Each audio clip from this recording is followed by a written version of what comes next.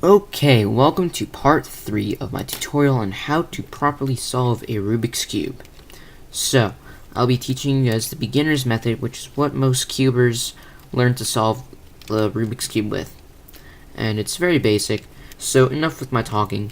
Now we can actually begin scrambling the puzzle. If yours is already scrambled, then just wait a few seconds for me to scramble up mine. I'll speed up the videos so that way it doesn't waste any valuable tutorial time. Alright, that looks pretty scrambled. So, what's the first thing that I always do? Well, as any good cuber should do, they look for any side that has the most appropriately matched pieces. So for instance, right now I'm looking at the white side. And the white side it has only one properly matched piece. So that means that this is matching the white. And this edge piece, which this is an edge, that's also an edge, this is an edge, that's an edge.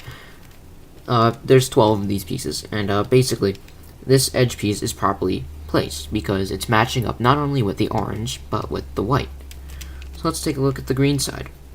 Right now, these green pieces are matched. These green pieces are matched, and let's take a look at the blue side. And I always look for edges, not necessarily corners. They're important too, but once you get the hang of solving the puzzle, you can start looking even further ahead at solving and look at the corners. But for now, look at individual sides that have the most amount of placed edges. And the first part of solving the first layer of any puzzle is to solve the cross. And that's why you need to look at how many appropriately placed edges there are. So for instance, this cross is just about complete. There's only 2 pieces missing. So as a good cuber, you're going to want to start solving the side that has the most appropriately placed edges. In this case, it's the green side. Now, I always taught myself to be color neutral, which means I could pick up any Rubik's Cube and start solving any side. Some cubers are specific to one color, so they'll pick up a Rubik's Cube and by habit or by default, they'll start solving, say, the blue face. Even though it may have the least amount of appropriately placed pieces, that's what they're used to. So I'm teaching you guys as well to be color neutral, so that way it greatly reduces your future solve times. So, we're going to want to match up all of these appropriate edges. So, let's just pretend that this piece, it was only like this. So let's just say it's like this. We have one edge that's appropriately placed. We have it matching with the yellow and matching with the green. Well, what you want to do now is you want to start looking for other green edges. Right here is the red one. See, it has green and it also has red. To properly place the edge, you're going to want to rotate it so that it's underneath where it has to go. So it's right underneath the green side, see here, and it's also appropriately matched with the proper center. So I rotated this so that the red matches with its respective centerpiece, and now all you have to do is rotate it up. So you rotated this side from being down here, and you just move the green to the top. Very simple. Coincidentally, the white is also matched up thanks to us rotating this, so we can also move the white and green piece into its appropriate spot as well. Now, also coincidentally, the orange is appropriately placed. Sometimes it will be like, say, like right here or something, or it will be right there. So anyway, basically all you have to do now is rotate this piece. But let's just say you have a different case.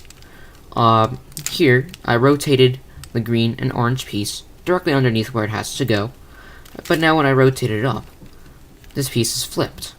Oh no. What happened? How do I fix this? You actually do need to know one algorithm, and it's a very basic algorithm.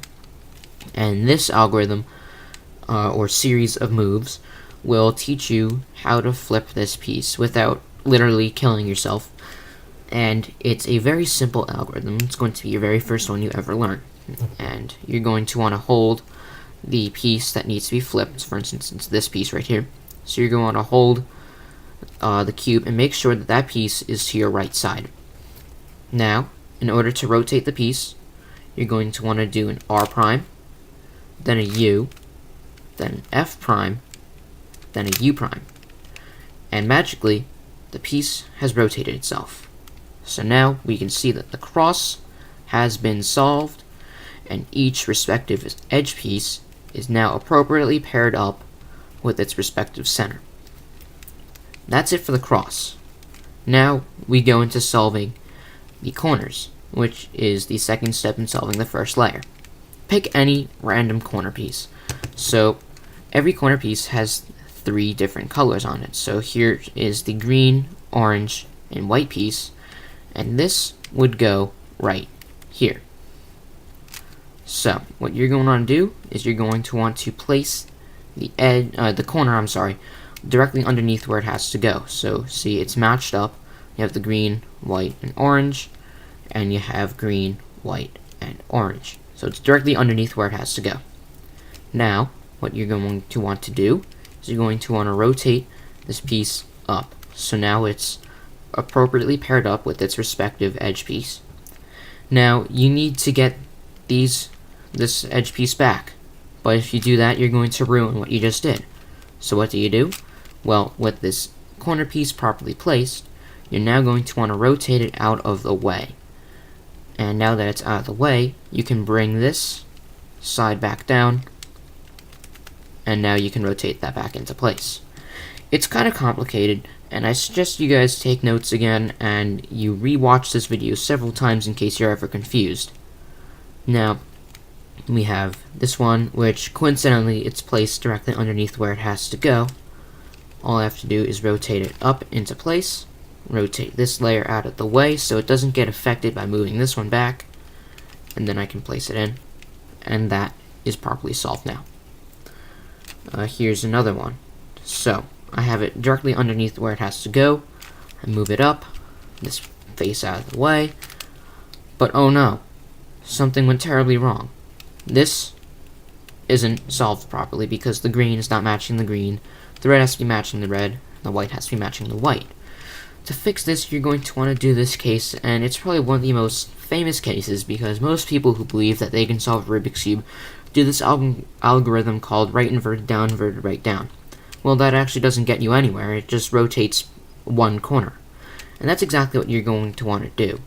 The right inverted right down algorithm rotates one individual corner. So we're going to do that right now. You're going to want to make sure that the improperly rotated corner piece is facing you on the right side. And you're going to want to do right inverted, right, down. And you're going to do that several times, and eventually the corner piece will be properly placed.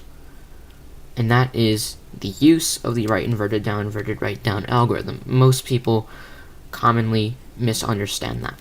So now you can go ahead and solve the last corner piece, which just so happens to be right where it has to go. Rotate it out of the way and back in. And there. You have just figured out how to solve the first side of, or the first layer of Rubik's Cube.